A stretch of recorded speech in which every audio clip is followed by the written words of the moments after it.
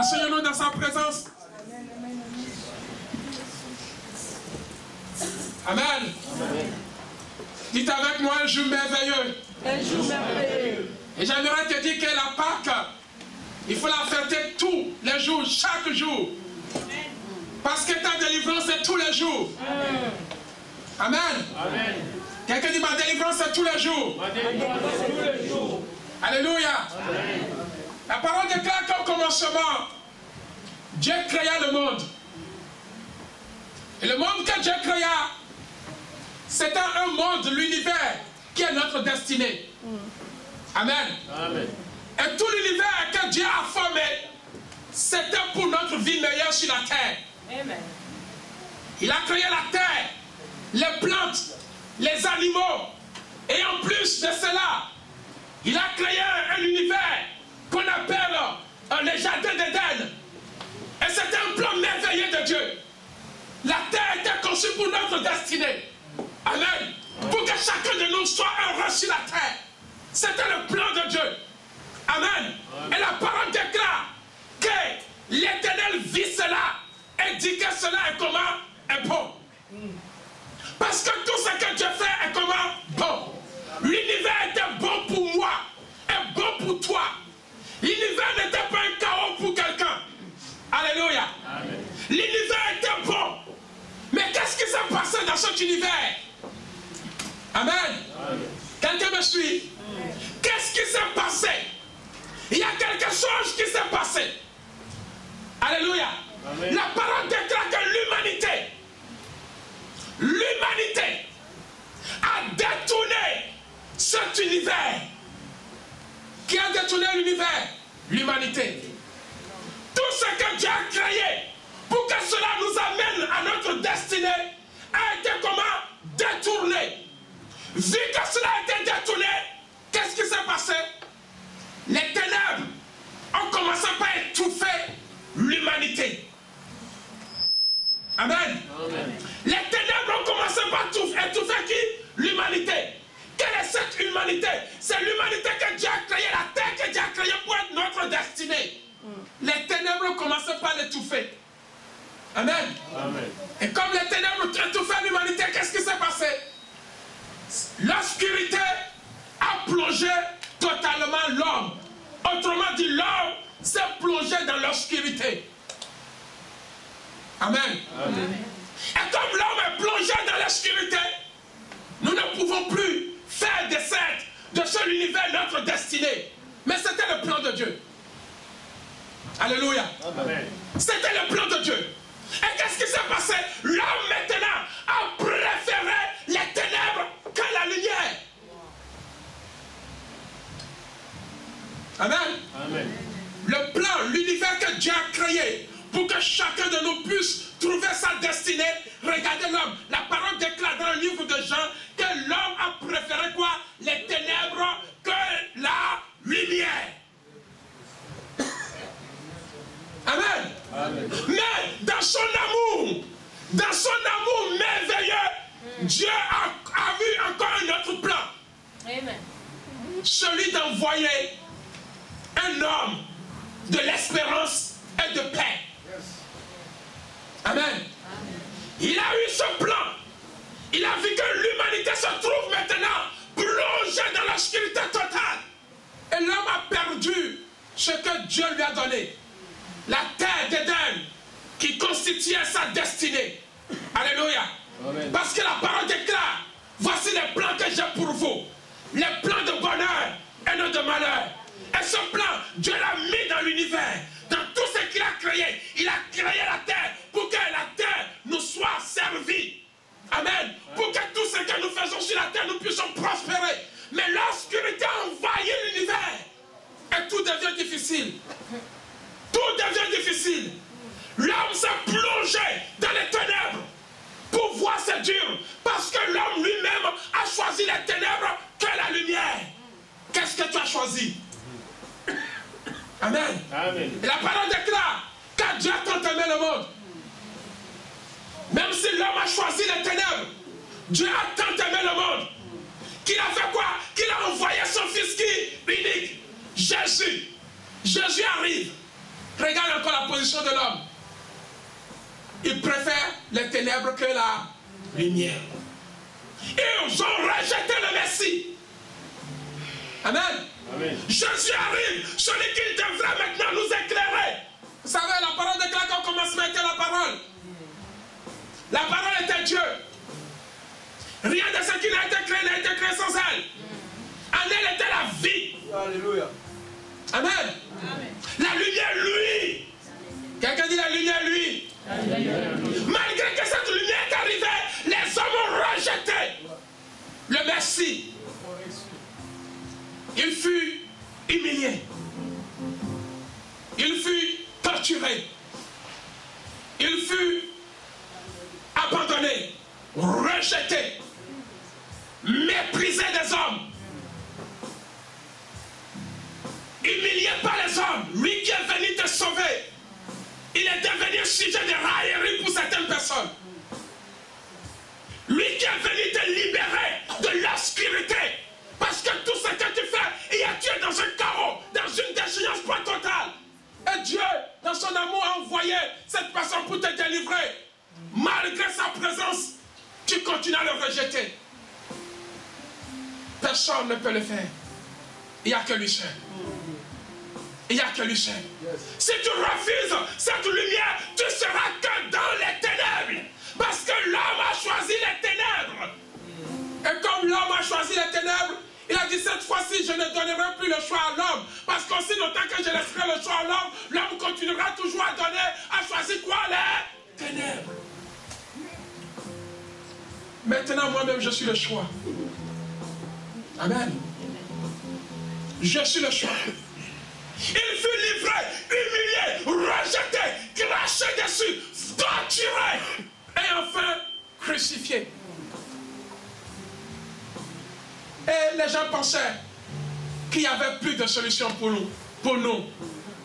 Amen. Amen. Les gens pensaient qu'ils peuvent vaincre la mort.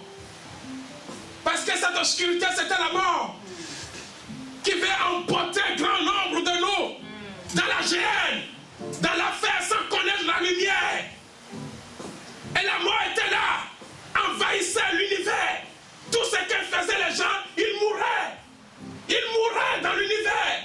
L'univers se levait contre les humains. Dès qu'ils touchent quelque chose, ils sont morts. Or, l'univers a été créé pour le bien-être de l'homme. Amen. Amen. L'univers a été créé pour le bien-être de l'homme. Le jour où cette déchéance est arrivée, la mort est rentrée.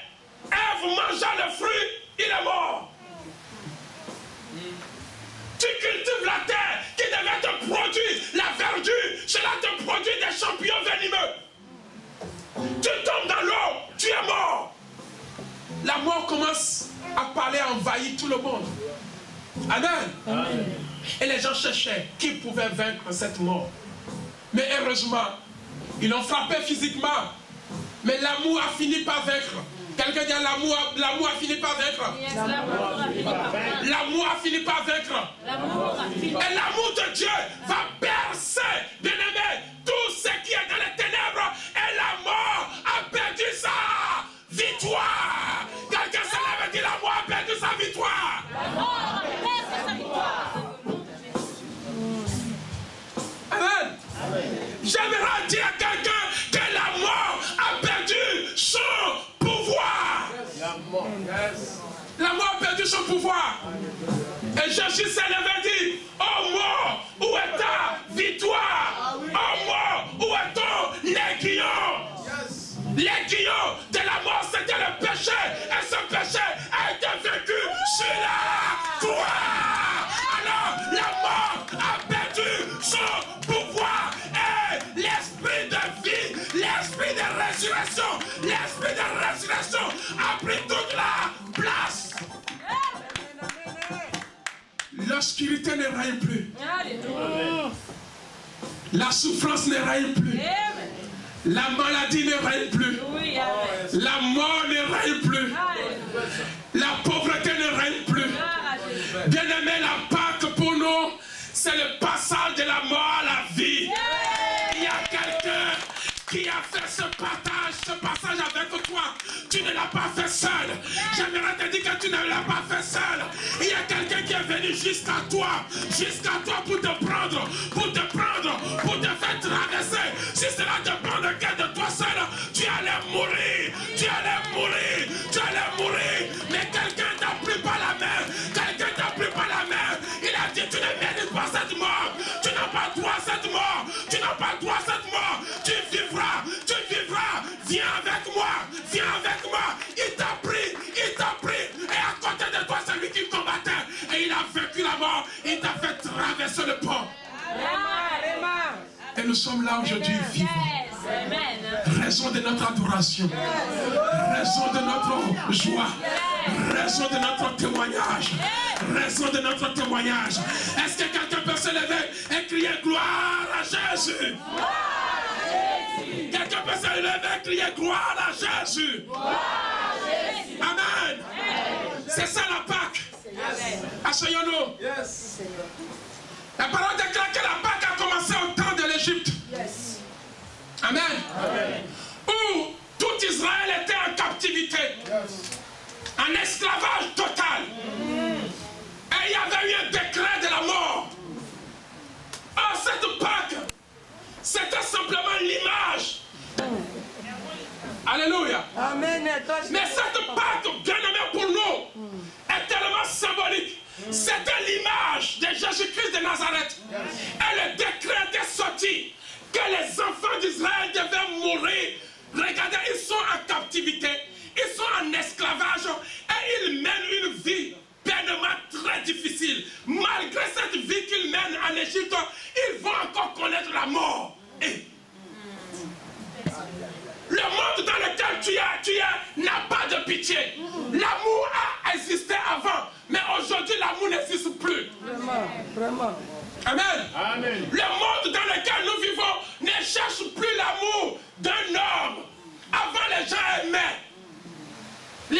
aimaient. Amen. Et tu voyais que telle personne aime. Mais aujourd'hui, le monde dans lequel nous sommes, même ton mari, tu te poses la question, est-ce qu'il m'aime? Vraiment. Même ta femme, tu te poses la question, est-ce qu'il t'aime? Même ton père, tu te poses la question, est-ce qu'il t'aime? Bien aimé, l'amour que tu cherches ne se trouve plus en aucun homme. Avant, cela existait. Les gens avaient de la pitié. Ils peuvent exercer la miséricorde vers les gens. Et on appelait ces gens des personnes miséricordieuses. À la place de Dieu. Ils prenaient même la place de Dieu. Aujourd'hui, il y a tellement une curiosité terrible que l'amour n'existe plus. Oui, c'est vrai. Les gens, les riches n'ont pas de pitié pour les pauvres. Et les pauvres n'ont plus de pitié pour les riches. Et tu te poses la question, j'y vais où? On demande aux pauvres, viens chercher l'argent du riche. Il dit non, c'est l'argent de la mort. Et il fuit. On demande aux riches, va donner l'argent aux pauvres. Il dit non. Et ils sont déjà destinés à la mort. Où est la miséricorde? Où est la miséricorde? Aucun pays ne veut aider l'autre. Débrouillons-nous. Alléluia. Que chacun essaie de sauver. Si tu cherches l'amour auprès de quelqu'un, j'aimerais te dire que tu n'as rien compris dans la vie. Le seul amour qui te reste, c'est Dieu. Alors si à cause de ton mari tu te suicides, laisse-moi te dire que tu n'as rien compris de la vie. Si à cause de la CAF, tu es en train de pleurer du matin au soir parce qu'ils n'ont rien versé pour toi, tu n'as rien compris de la vie. Si c'est à cause de la France que tu es en train de pleurer, que je souffre dans ce pays, ce n'est pas la France qui va t'aimer. Ce n'est pas ton pays qui va t'aimer, mais le seul qui est capable de t'aimer, ce n'est que Jésus-Christ de Nazareth. Amen. Nous avons ces trois types d'amour. L'amour philéo, l'amour éros, mais cet amour n'existe plus. Le seul qui existe aujourd'hui, qui est intouchable, qui n'est pas souillé, c'est l'amour de Dieu. Amen. C'est l'amour de Dieu. Qui peut mourir à ta place? Dis-le-moi. Qui peut souffrir à ta place? Dis-le-moi. Même si tu vois ton fils en train de souffrir, on te dit, donne-lui ton cœur. Tu dis, hey, chacun a sa place sur la terre. Chacun a sa destinée sur la terre. S'il faut qu'il meure que moi je vis, gloire soit rendue à Jésus. L'amour, le seul qui est capable de te donner son cœur, il s'appelle Jésus. Amen. Amen. Le seul qui est capable de te transférer son cerveau pendant que tu souffres du cervelet, il s'appelle Jésus. Le seul qui est capable de te donner son foie. Alléluia. Pendant que tu as des problèmes hépatiques, il s'appelle Jésus. Bien-aimé, le seul qui est capable de pouvoir tes besoins, pendant que tu es dans une situation chaotique, il s'appelle Jésus. Alors mets ta confiance en lui. Sors de la religiosité. Sors des coutumes. Tu as beau faire des choses dans ta famille. Est-ce que cette famille t'aime vraiment? Vraiment. Vous tous, vous allez me dire non. Non. Pourquoi vous continuez à investir? Vous allez dormir là, faire 3 jours de deuil. Mais le canton tout va venir. On va te regarder. Malgré votre investissement, vous êtes toujours rejeté. Malgré votre amour que vous pouvez apporter, il n'y a pas de retour. À cause de l'hypocrisie. Alléluia. Il n'y a pas de retour. Mais le seul amour qui ne n'échoue jamais, qui ne tombe jamais, alléluia, et qui n'attend rien de ton retour. Il t'aime tel que tu es. Il t'accepte tel que tu es. Il ne te rejette pas. Il ne te méprise pas. Même si toi tu as accepté les ténèbres, c'est à cause de l'ignorance que tu l'as accepté. Mais il te dit que je suis la vie. La vie se trouve en lui. Sors des traditions. Cela ne t'apportera rien. Il est venu pour mettre fin à ces choses. Son nom c'est Jésus. Son nom c'est qui? C'est Jésus. Cette terre a été détournée par l'humanité, par les hommes. Alors il n'y a rien de bon sur cette terre. Je vous dis que cette terre que Dieu a créée a été détournée par l'humanité, par les hommes. Il n'y a rien de bon. Mais j'aimerais t'annoncer une nouvelle terre.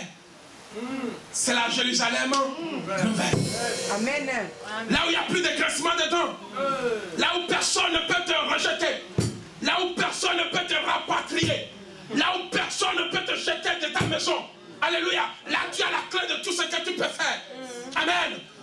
Cette terre ne se trouve pas si bas, mais c'est là-haut. Il dit là où je suis, vous aussi vous serez. Amen. La Pâque pour nous, c'est une promesse. Une promesse. Une promesse. Une promesse. Mais quiconque rentre dans cette promesse sort toujours victorieux. Veux-tu rentrer dedans? Pour sortir de la pauvreté à la richesse? Veux-tu rentrer dedans pour sortir de la religion à la liberté? Regarde ce que la religion fait de toi aujourd'hui. Il te presse